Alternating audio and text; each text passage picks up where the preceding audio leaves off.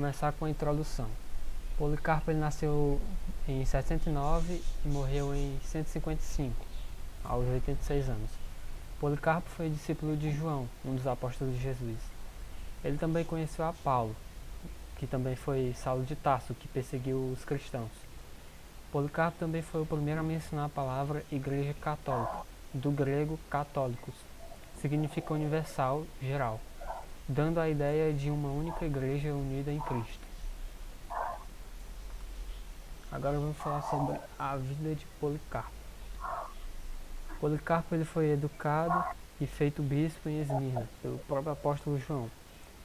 Esmirna era uma igreja bastante especial, pois esta possuía todos os dons espirituais.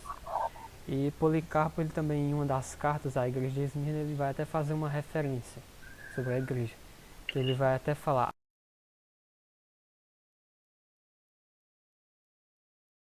mas a igreja de Deus Pai e de seu Filho Jesus Cristo, que obteve por misericórdia todos os dons, repleta de fé e amor, a qual não falta nenhum dom, caríssima a Deus, portadora dos objetos sagrados. Então aqui é a referência que Policarpo faz à igreja de Esmirna. E como eu já falei, Policarpo ele foi discípulo de João, o apóstolo de Jesus Cristo. João, o que foi preso lá na ilha de Patmos e teve a visão lá do Apocalipse, né? Então, Policarpo ele foi um homem bastante importante na história da igreja. Ele é considerado um dos pais da igreja. E lá em Esmirna, pelo próprio apóstolo João, ele ficou na responsabilidade lá da comunidade de Esmirna, lá dos crentes. Ele foi responsável por trazer a doutrina, pregar a palavra e anunciar o evangelho. Mas a gente até viu um filme sobre Policarpo e a gente vai ver que o filme foi bem fiel na questão histórica, né? Que naquele tempo o imperador ele começou a fazer o culto a ele mesmo, ou seja, os cristãos teriam que oferecer incenso ao imperador e como forma de adoração a ele. Mas aí Policarpo é um dos que rebate essas coisas, porque ele diz que o imperador ele é só um homem. Todas as autoridades naquela época ali são constituídas por homens comuns. Então não teria por que adorar um homem como sendo uma divindade. A única divindade, a única pessoa que merece adoração é Deus. Então por isso os cristãos naquela época eles foram bastante perseguidos. Mais pra frente eu vou falar também sobre o martírio de Policarpo e também das consequências de tudo que ele fez. E continuando aqui, a igreja de Esmirna era uma igreja bastante especial e a gente vai ver que Policarpo ele vai mandar isso para a igreja, vai fazer essa referência, que ela não era uma igreja comum, né? Mas ela era uma igreja muito abençoada por Deus e que ela tinha todos os dons.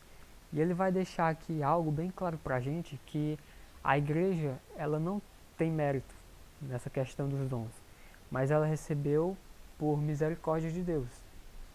E ele até vai completar, repleta de fé e amor, a qual não falta nenhum dom, caríssima a Deus, ou seja, era uma igreja bastante importante e que Deus tinha um zelo por ela. O que sabemos sobre Policarpo se dá ao iniciar de suas atividades pastorais como bispo. Ou seja, a gente não tem nenhuma informação antes disso.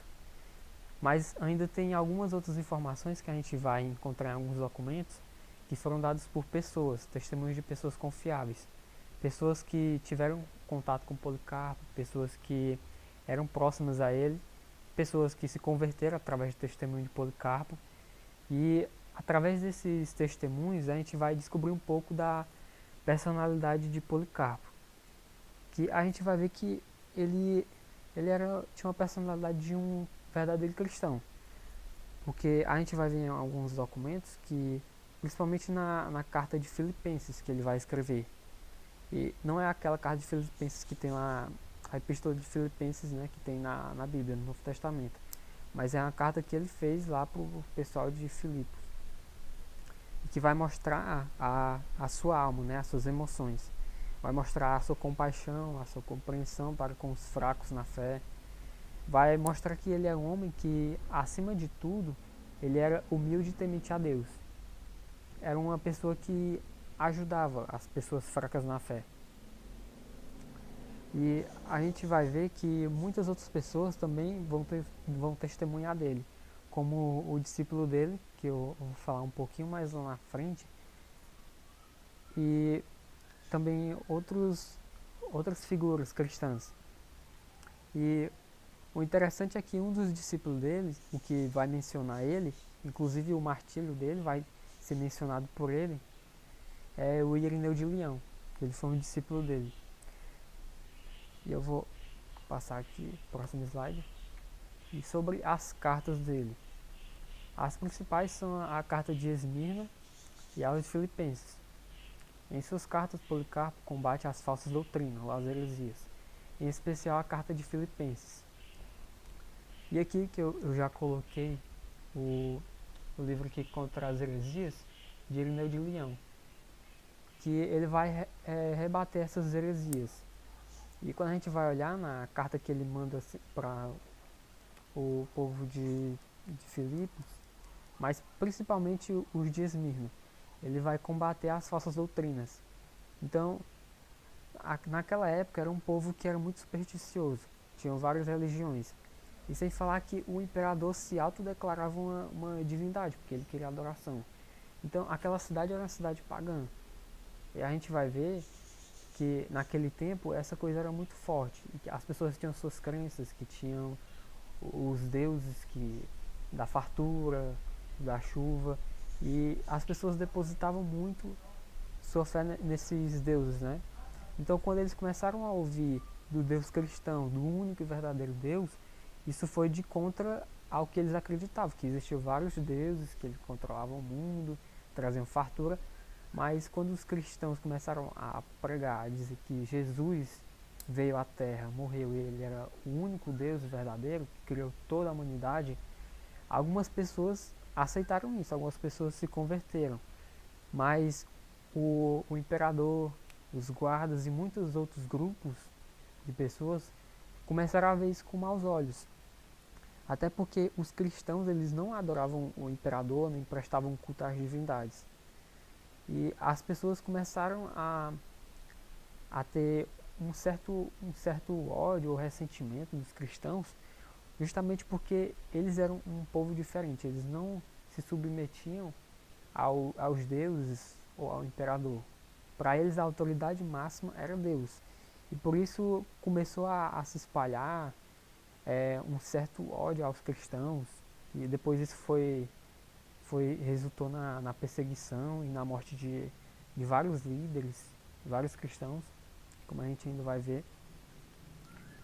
E já falando sobre a prisão de Policarpo, Irineu de Leão vai fazer algumas citações à frente a Policarpo, como eu já falei. Uma das citações dele é sobre alguns grupos que existiam naquela época, que espalhavam heresias, que eram os gnósticos, né? E dentre outros. Também Eusébio de Cesareia, ele vai me ensinar Policarpo em uma crônica, e ele vai fazer uma narração do martírio dele. E também o Eusébio de Cesareia ele vai contar, através dessa crônica, que Policarpo estava fora da cidade quando iniciou as perseguições aos cristãos, mas aí devido a um de seus servos possivelmente ter traído, ele foi capturado e levado de volta, onde ele foi preso e julgado. E a gente vai ver que eles deram até uma chance a Policarpo dele adorar os deuses, adorar o imperador e negar Cristo. Mas a gente vai ver que Policarpo, em momento algum, ele decidiu voltar atrás. Que tem até uma frase, ele vai falar que eu servi há 86 anos a Cristo. E nesses 86 anos ele não me fez mal algum. Como eu posso negar alguém que só me fez bem? Aí vai falar isso. E é o que deixa o imperador ainda mais zangado, com mais raiva dele, porque ele era um homem que não tinha medo. Não tinha medo do poder do imperador. Então, ele não tinha controle sobre Policarpo e muito menos dos outros cristãos. Naquela época, os cristãos, eles eram provados no fogo, ou seja, eles sofriam por Cristo, eles literalmente só eram cristãos que realmente tinham fé em Deus, quem estava disposto a sofrer e largar tudo. E depois disso, do julgamento, ele é levado ao circo, onde lá ele vai ser amarrado numa estaca para ser queimado vivo. E ao entrar lá na arena, muitas pessoas ficavam gritando algumas palavras e de uma forma escarnecedora a Policarpo. Algumas pessoas ficavam gritando, eis aí o doutor de Esmirna, eles falavam alguma coisa relacionada, destruidor dos nossos deuses, e ficavam falando várias coisas a Policarpo no intuito de fazê-lo recuar, né? Mas aí a gente vai ver que em nenhum momento Policarpo ele se deixa levar por essas coisas. E é muito interessante porque Policarpo ele é um exemplo de um cristão convicto da sua salvação. Isso é muito importante. Porque um cristão que não tem certeza da sua salvação, ele fraqueja nos momentos difíceis. Mas Policarpo, assim como os outros cristãos também que foram perseguidos, ele tinha certeza de sua salvação e de que esse plano, esse lugar, essa terra, é só uma pequena parte da vida. Porque depois da vida, segue-se o juízo. E depois daqui tem o céu, tem a eternidade. Então, eles sabiam que se eles negassem a Cristo, naquele momento, a sua eternidade toda estaria comprometida. Mas aí a gente vê que Policarpo, os outros cristãos que foram lançados na arena, eles foram pessoas que sabiam realmente qual era o seu propósito, sabiam que Cristo poderia salvá-los, sabiam que o seu destino. Mas eles não negaram em momento algum, porque eles não consideraram sua vida preciosa, como o apóstolo Paulo vai falar. Mas antes eles entregaram de bom grado a Deus. Porque aqueles cristãos, eles tinham a ideia de que quando eles sofressem, quando eles fossem perseguidos, eles ficariam mais fortes. E realmente eles ficavam mais fortes, porque Deus fortalecia eles. E naqueles momentos de angústia, de sofrimento, a fé deles era cada vez mais fortalecida. E eles sabiam que Deus podia salvar eles. Mas para eles era bastante importante que eles sofressem. E que Deus não os livrasse ali naquele momento. Porque o desejo deles era saciar a sua alma, a sua sede de Deus. Porque eles sabiam que ao morrerem, eles iriam para o céu e receber sua recompensa. E alguns historiadores até vão relatar que muitos cristãos, quando estavam lá presos, eles faziam fila para eles serem jogados na arena e serem comidos pelas feras. E alguns até queriam ali passar na frente, se voluntariavam ali para irem primeiro, porque para eles aquilo era compartilhar do sofrimento de Cristo. Para eles aquele sofrimento passageiro não se comparava nada com as chamas do inferno. E Policarpo, quando ele está sendo ainda julgado, é uma das coisas que ele vai falar, que eles ameaçam ele com as feras, e ele diz assim, pode trazer elas, e depois ele ameaça ele com fogo, nós vamos queimar você. E aí ele fala que essas chamas que ele está ameaçando Policarpo, eram chamas que não duravam muito tempo, apagavam. E elas não se comparavam com as chamas do inferno, que queimam eternamente. Então ele realmente estava disposto ali. Aquele sofrimento não era nada. Então ele é amarrado numa estaca para ser queimado vivo. Mas acontece algo bastante interessante, é que as chamas elas não vão consumir Policarpo. E quando eles percebem isso, os soldados, eles provavelmente ficaram surpresos, mas eles encontraram outra forma de matar ele. Alguns historiadores vão dizer que Policarpo foi morto apunhalado, outros vão dizer que foi com uma lança, mas aqui, como vocês estão vendo na imagem, é uma espada, né? Eles perfuraram ele com espada, então há algumas divergências, mas o fato é que ele realmente foi morto assim, foi perfurado. já que as chamas não consumiam. E a gente observa uma coisa aqui bastante importante: o porquê dos cristãos naquela época, mesmo morrendo, eles conseguiam aumentar os seus números. Primeiro porque as pessoas viam que aquele pessoal estava morrendo à toa, né? Eles pensavam assim, eles estão morrendo à toa, eles poderiam salvar suas vidas apenas adorando os outros deuses, o imperador, mas eles não faziam isso. E por que eles faziam isso? Por que eles morriam por uma coisa, por uma mentira? E algumas pessoas começavam a pensar que não faria sentido as pessoas morrerem por causa de uma mentira, por causa de um Deus qualquer. Mas então eles realmente começaram a acreditar que o Deus que os cristãos serviam era realmente um Deus poderoso, era o único e verdadeiro Deus, porque eles estavam morrendo, entregando as suas vidas, né, como garantia disso, e era uma semente. E a gente vai até ver que eram sementes, correntes de sangue, né, que começavam a alcançar as pessoas. E foi exatamente isso que trouxe o evangelho até aqui, esse sacrifício dessas pessoas. E as pessoas da arena, mesmo que iam ali pro show, começavam a ver isso e muitos começavam a se converter por causa do testemunho deles. Olha só, a gente já está vendo testemunho. Mesmo na morte, eles anunciavam Cristo, ganhavam almas. E nesse caso aqui de Policarpo, a gente vai ver que as chamas não consumiam. Então, quando aquelas pessoas vissem aquilo, elas alguns iriam pensar que era, sei lá, alguma entidade das trevas, que era um pecador, alguma coisa do tipo, que era o castigo dos deuses. Mas muitos também pensavam que aquilo era um milagre, né? Porque as chamas não estavam consumindo Policarpo. Então, acredito que muitas pessoas também foram alcançadas pelo Evangelho através de sinais também. E para aqueles imperadores que achavam que matar os cristãos era a solução, na verdade eles estavam literalmente botando mais lenha na fogueira, estava aumentando o fogo dos cristãos. A chama do cristianismo estava acendendo em mais corações, estava salvando mais vidas.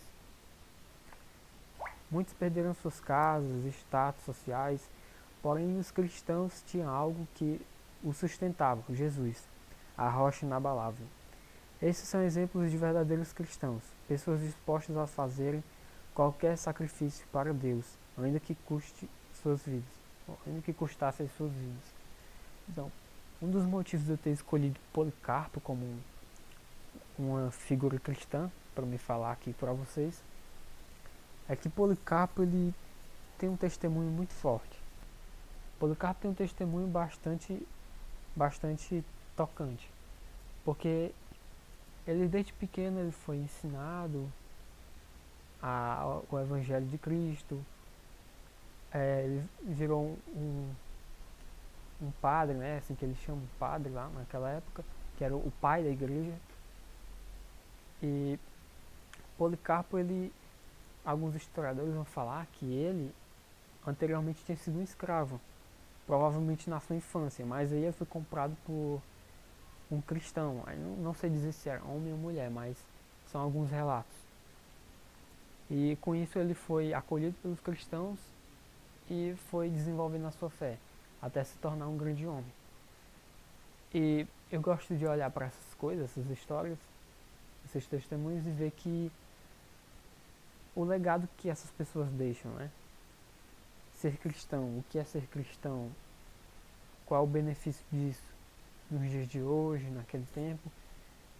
Será que isso realmente faz sentido? Então, alguns questionamentos que você tem que vão ajudar a você se fortalecer. Porque ser cristão não tem nada a ver com poder ou status. Não é algo que você tem que se gabar para as pessoas, né? Mas você realmente deve ter orgulho de ser cristão. Mas não é algo que você deva sair exibindo como se você fosse uma pessoa diferente, um abençoado. Não, mas os cristãos, eles reconheciam que eles eram pecadores como os outros, mas eram pecadores remidos. E que o objetivo deles era trazer vidas para Cristo e seguir o evangelho genuíno de Cristo, dos apóstolos. E Policarpo, ele foi uma pessoa bastante importante. Eu sempre gosto de lembrar que Policarpo é uma pessoa que tem um testemunho bastante impactante, porque uma pessoa que está disposta ali a entregar tudo, até a sua vida para Cristo, tem que ser uma pessoa firmada realmente em Cristo, com uma fé muito grande. E você está disposto ali a morrer. Não é uma coisa que qualquer pessoa faz, né? E aí, se for parar para pensar, se você pensar assim, se alguém pedir para negar Cristo com a condição de me deixar livre, mas caso eu não aceite isso, ela me matar, será que eu vou fazer? Será que diante dessas circunstâncias extremas eu vou conseguir ser fiel a Deus? E a gente vai ver que o verdadeiro amor, que é o amor que aqueles cristãos sentiam, os primeiros cristãos, o verdadeiro amor lança fora todo o medo. Ou seja, por isso que aqueles cristãos eles não tinham medo de entregar tudo. Mesmo as suas casas eles sendo feitas de monturo, mesmo coisas ruins acontecendo com eles, eles não tinham medo, não tinham temor. Porque era o verdadeiro amor que estava neles. Era Deus que fortalecia eles. Ouvir a história de Policarpo é sempre muito comovente escutar. É uma das melhores histórias mesmo realmente foi uma das vidas mais inspiradoras, assim, logo depois dos evangelhos, logo depois dos apóstolos, você vê como ele ficou próximo do que é uma vida cristã. Você vê uma vida cristã, você vê a vida dele. Por quê? Porque ele, vocês percebam, prestem bem atenção, que ele se tornou como Cristo. Que esse é o objetivo de todo cristão, né? É ser como Cristo, ser imitador de Cristo. É esse o objetivo de todo cristão, é ser parecido com o seu mestre, ser parecido com Cristo. Perceba na história dele que ele realmente ele chegou muito perto de ser como Cristo. Você vê que ele teve o seu testemunho cristão, a sua vida inteira ensinou, deu testemunho e morreu. Ele morreu pela fé. Ele deu testemunho. E o que eu posso dizer é que uma coisa muito importante que eu preciso dizer também a respeito disso é que como é que ele conseguiu fazer isso? É porque ele era uma pessoa extraordinária? Não é tanto, não é a força humana dele. Ele conseguiu isso através da ajuda do Espírito Santo. Não podemos esquecer disso. É o Espírito Santo quem torna a pessoa capaz de fazer esse tipo de coisa. É a ajuda do Espírito Santo. O Espírito Santo esteve com Cristo a sua vida inteira. Era através da ação do Espírito Santo com Cristo. E assim ele quer que sejamos nós. Será que nós poderíamos suportar os maiores suplícios e não negar a fé? A resposta é sim, por conta do Espírito Santo. E para obter esses dons do Espírito Santo, de poder suportar essas coisas, de poder viver uma vida cristã plena, a receita é a oração, né? Peça as graças de Deus para isso.